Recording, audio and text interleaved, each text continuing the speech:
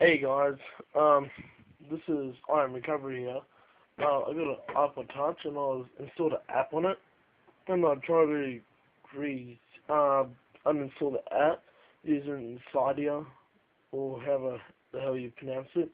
Um, and it's stuck on the loading screen. Yeah. No matter what I do, it'll still be there. Or do the reset thing. Hold up.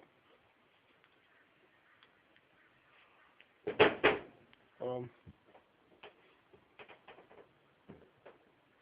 okay.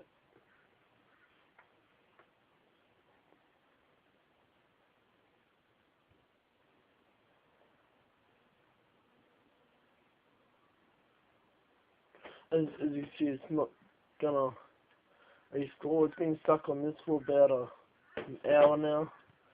Won't go nowhere. Won't do nothing. If you have any ideas on how to fix it, I don't have iTunes because iTunes doesn't work on my computer. So if you have any idea on how to fix it, just comment below. Thanks.